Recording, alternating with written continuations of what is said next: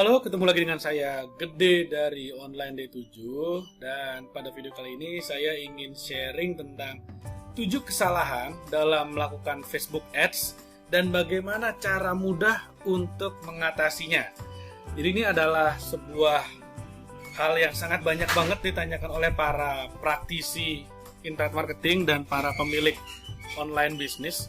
Saya udah bikin ads tapi kok masih belum maksimal penjualannya. Dan biasanya dari banyak banget yang udah konsultasi kepada saya, biasanya kesalahannya itu ada di 7 kesalahan ini pada umumnya. Nah, sekarang kita akan lihat satu persatu dan saya juga akan share bagaimana sih caranya kita bisa mencegah kesalahan ini terjadi pada iklan Anda. Oke? Nah, jadi ini sangat penting banget Anda memahami bahwa kalau misalnya Facebook Ads ini dijalankan dengan baik, maka Anda bisa mendapatkan hasil yang sangat-sangat luar biasa. Bahkan yang namanya return on investment itu bisa sampai 10 kali lipat atau 1000%. Dengan catatan iklannya dilakukan dengan benar. Nah, bagaimana caranya? Sekarang kita akan lihat satu persatu. Nah, yang pertama, mungkin aja nih Anda bikin ads, tapi ads-nya tidak menarik perhatian.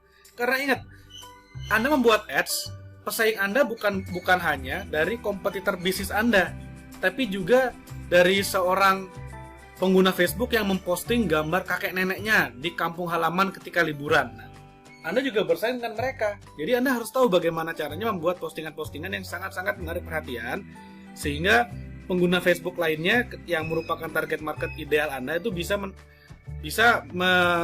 memperhatikan iklan Anda. Tiba-tiba, wah ini menarik nih, saya mau lihat. Nah, bagaimana caranya? Yang pertama, Anda bisa membuat iklan itu menggunakan image yang emosional. Kalau saya pribadi, saya lebih suka menggunakan gambar perempuan yang ekspresinya itu emosional, entah sangat senang, sangat gembira, atau marah seperti itu. Tapi tentu saja, Anda harus melakukan testing pada iklan Anda. Bener nggak seperti ini? Karena beda kasus atau beda barang, beda juga image-nya nanti. Lalu Anda bisa gunakan headline yang emosional juga, seperti menggunakan kata-kata yang menggugah imajinasi atau rasa penasaran dari para audiens Anda, dan gunakan juga teks yang membuat orang penasaran, yang bikin orang pengen ngeklik kayak gitu. Nah, untuk membuat iklan yang menarik, Anda bisa lakukan yang namanya A/B testing atau split testing. Jadi Anda membuat beberapa iklan dan nanti Anda bisa menganalisa nih yang mana yang kira-kira jauh lebih baik hasilnya. Dan nanti Anda bisa lihat juga kalau Anda ingin belajar tentang A/B testing, Anda bisa lihat di video saya yang lain. Nanti saya akan tuliskan deskripsinya. Saya akan tuliskan alamat videonya di description di bawah. Nanti Anda bisa lihat videonya. Oke, atau yang kedua, biasanya kesalahan kedua adalah salah memilih objektif dari iklannya. Jadi, objektif itu ada banyak banget. Ada 10 objektif. Kalau tergantung dari keperluan yang Anda gunakan. Kalau Anda inginnya brand awareness, beda dengan conversion dan consideration seperti itu. Anda ingin iklan Anda sebanyak mungkin dilihat orang, atau sebanyak mungkin orang bereaksi atau respon terhadap iklan Anda, atau sebanyak mungkin mendatangkan traffic ke dalam website Anda. Nah, ini beda-beda nih objektifnya. Nah, kalau Anda ingin mempelajari lebih dalam lagi tentang marketing objektif dari Facebook Ads, Anda bisa lihat di video saya yang lain. Saya akan tuliskan alamat videonya di description di bawah. Nanti Anda bisa belajar dengan lebih detail lagi. Anda juga mungkin kesalahan berikutnya tidak scaling up dengan benar atau salah meningkatkan budget untuk iklannya.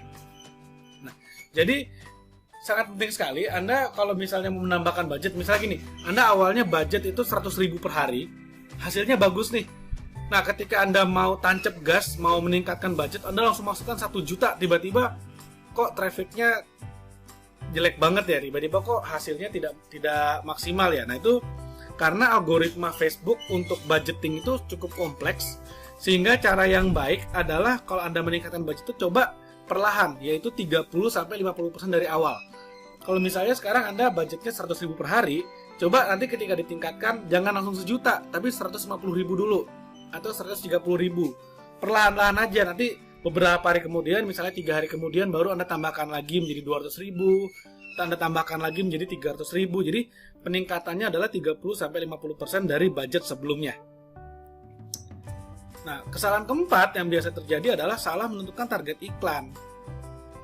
Jadi kalau misalnya Anda membuat iklan, itu biasanya Anda harus mengisi dulu demografi target audiensnya, demografi dan interest mereka. Apa sih? Umurnya kah, jenis kelaminnya kah, lokasinya kah, atau mungkin interest mereka. Nah, tentu saja cara terbaik untuk menguji apakah demografinya sudah baik atau tidak, Anda bisa melakukan lagi-lagi yang namanya adalah AB testing atau split test. Anda bisa membuat beberapa iklan dengan umur, jenis kelamin, lokasi, dan interestnya itu divariasikan. Misalnya umurnya 20-30, lalu iklan berikutnya 30-40, dan seterusnya. Jenis kelaminnya Anda bisa buat setiap target iklan itu adalah laki-laki dan wanita.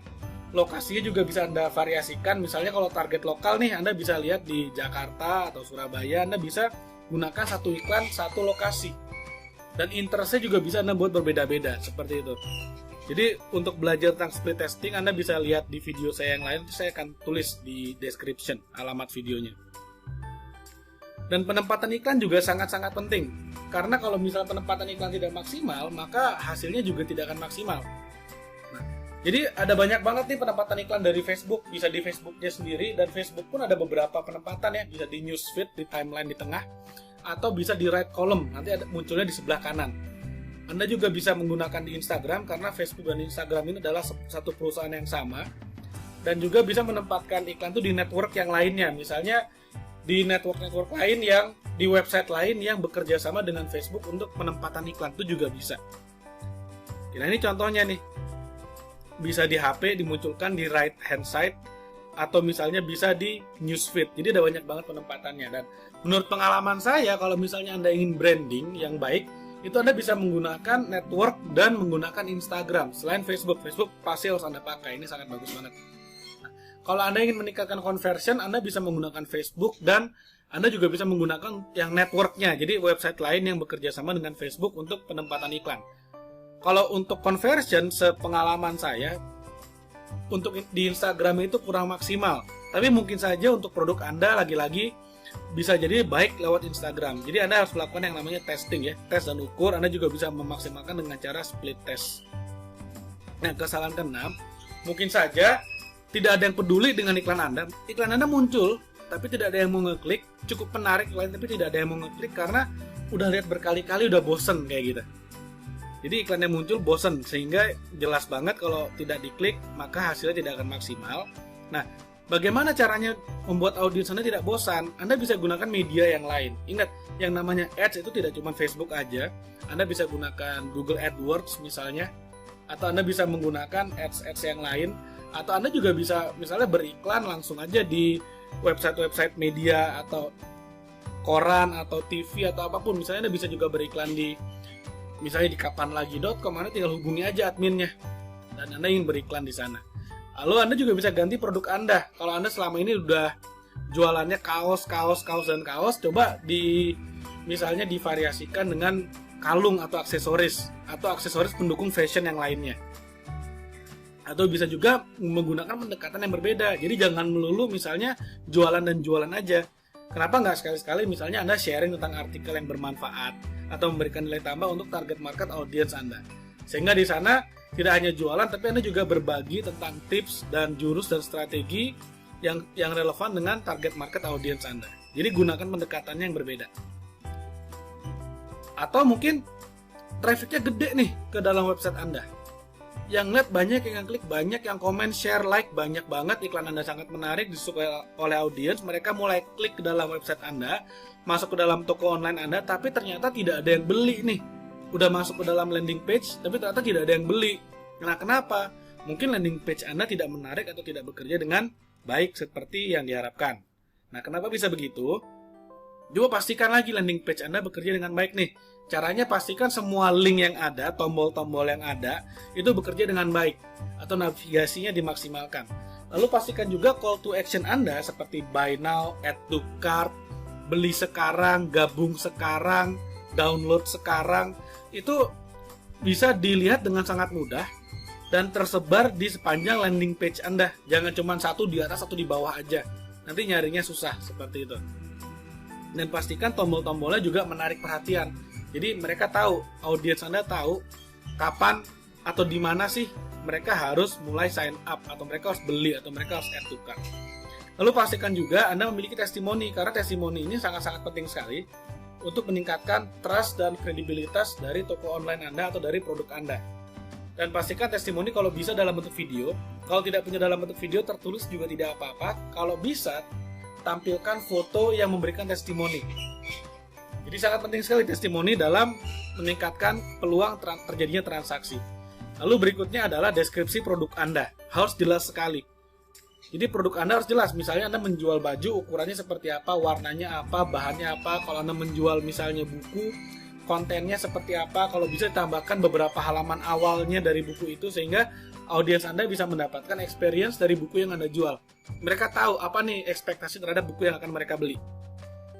Lalu kontak juga sangat penting. Kalau banyak banget ya orang Indonesia yang masih belum terlalu fasih untuk berbelanja lewat internet, mereka masih ingin dulu misalnya WhatsAppan, atau mereka ingin lainan dulu, atau mungkin kalau masih ada ingin BBM-an dulu dengan Anda sebagai penjual. Jadi pastikan kontak Anda bisa dilihat dengan sangat-sangat mudah.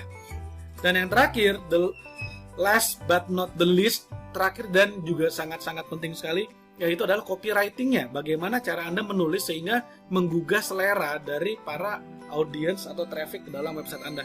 Ini penting banget, copywriting. Jadi bagaimana cara menulis, bagaimana seni menulis yang membuat orang tergugah untuk membeli. Ini sangat-sangat penting juga. Nah, jadi kalau misalnya Anda sudah menguasai apa saja sih 7 kesalahan utama dalam membuat ads di Facebook, Anda bisa mulai menghindari kesalahan-kesalahan tersebut. Anda bisa mempraktekkan tips-tips yang sudah saya berikan dan mudah-mudahan bermanfaat untuk meningkatkan omset bisnis Anda. Oke, jadi terima kasih banyak bagi Anda yang sudah mendengar sampai di sini, dan kalau misalnya Anda ingin bertanya atau Anda ingin komentar, silakan leave your comments di kolom komen di bawah. Anda juga bisa like video ini. Silakan like dan share videonya jika Anda rasa bermanfaat. Dan jangan lupa Anda subscribe di channel Online D7 karena saya akan terus share ilmu, jurus, pengetahuan, strategi, dan tips-tips bagaimana caranya meningkatkan sales penjualan Anda lewat internet marketing. Oke, dan saya juga mengundang Anda untuk bergabung dalam program Digital Marketing Mastery, rahasia sukses bisnis online dan jualan apapun lewat internet. Silakan Anda lihat di website di www.onlined7.com. Baik, sekian dulu dari saya dan sampai ketemu lagi di video berikutnya. Terima kasih.